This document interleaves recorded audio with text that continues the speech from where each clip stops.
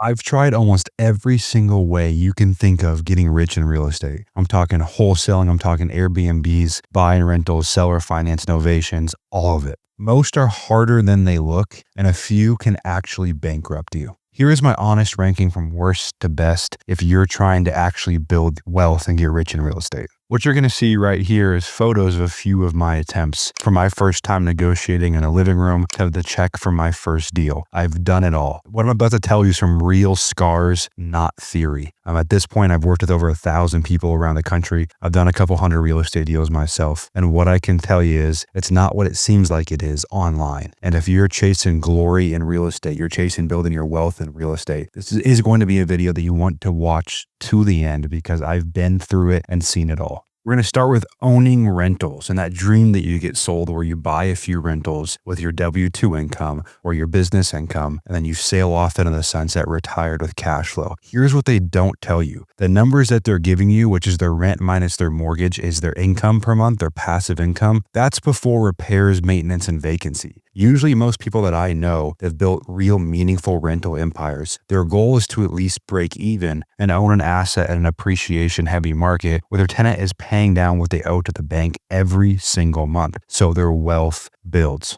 right? But it's not really a real passive income play. I have a belief that passive income does not exist. Yeah, you can lend money. Yeah, you can put money in the stock market, but really those things still take bandwidth. I don't really believe there is a thing as true, fully passive income. So rentals are not going to be your tool to sail off into the sunset buying 2 or 3. Now it's a great tool for wealth compounding, but not the best tool for wealth creation. So wealth compounding, you buy some rentals, you can 1031 up as they appreciate. You can do a BRRRR where you rehab the home. And then when you refinance it, you take your cash back out, move on to the next one, but you get to keep the asset. But rentals and buying and holding, I've done some of that. In my opinion, it is not the best way to get rich or build wealth if you're first starting out in real estate. Well, with that being said, it is a great tool to have in your tool belt. Novations, a very hot trend, but misunderstood. And I think there's an ethical dilemma with novations where the way it's pitched to the mass market is an equity protection program or something similar.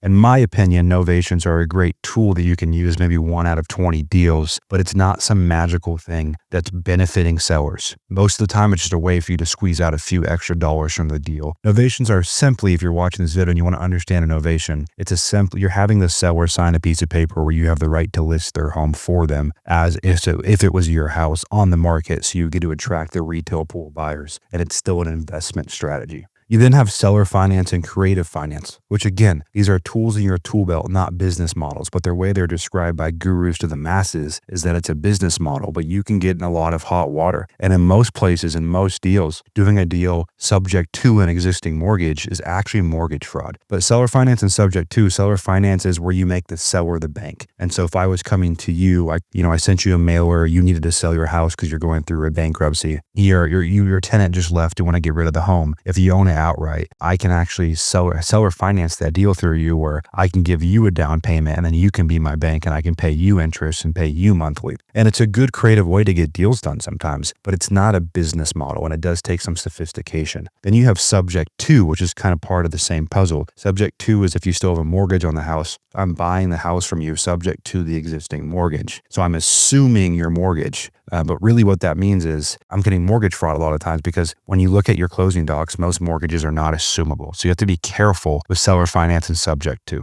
I want to talk a little bit more about the BRRRR strategy, which is the buy, rehab, refinance, rent, and repeat, where you buy a house. Let's say I'm buying a flip in St. Louis, Missouri for $175,000. I put $75,000 into it. So between my 20% down and my on the payment and the rehab, I'm somewhere around $50,000 into the deal. And then it appraises for $320,000. That means I have $70,000 of equity that I can take out of the deal. So I take all my money out plus some profit, and then I get to keep the house. So the buy and then you rehab it, that creates equity. Then you refinance it, you pull your initial investment out and sometimes some profit, and then you rent it out and you keep the asset. It's a great strategy, especially when the market's hot and appreciation's heavy. Harder to do right now, but I think this is a tool everyone should have in their tool belt because you get your cash back out of the deal and now you own an asset you get to keep and reinvest that capital again. You then have Airbnb, and I think we just got through the whole Airbnb boom. I was recently booking a house in Scottsdale for a company retreat, and there's a million options. Like I think Airbnb is very saturated. If you're going to do it, your property really needs to stand out, or it needs to be in an area with less supply. Right? With less supply, you have more demand and you can count on consistent rentals, or a little higher price point, or there's not as many Airbnbs in that area. Think of like Naples, Florida, where you can do very, very well, especially in season with Airbnb. So Airbnbs, I think it's a good tool, but it's not a passive income stream. And a lot of people have gotten burned. They've underwritten assets and homes based on Airbnb rent, but then the market gets oversaturated, supply goes up, demand comes down, and you get in a bad spot. You then have the more common ones, right? Fixing and flipping. You buy a house, you rehab it, and you sell it. You deal with a lot of construction. You deal with a lot of contractors. You deal with a lot of BS and permits and city issues and amongst a lot of other issues. You then have development, where you're building homes ground up. And then you have wholesaling, where you are negotiating a deal with a seller and then assigning that deal to a buyer with an and/or assigned agreement, which is going to let you make 20, 30, 40, 50 grand or more on that deal. So those are the core common ones that are talked about kind of in what I call guru land right now. But here's the truth. No matter what way you choose to get rich in real estate, and those are the more common ones that I just mentioned, there are also ones like Section 8 investing and some more fluff BS guru terminology words that are thrown around out there. But the reality is, it all comes down to finding a deal. You know how you make your money on a rental property? Finding a good deal. You know how you make your money on a BRRRR? Finding a good deal. You know how you make your money wholesaling? Finding a good deal. Same for flipping, same for developing. The money in real estate is made on the buy. You know, I have a client recently, Brandon Evans, who you can see right here, who's in Salt Lake City, who just bought a $1.2 million duplex in Salt Lake for 800 grand because he found the deal. So the money is made on the buy. That's what I want you guys to remember.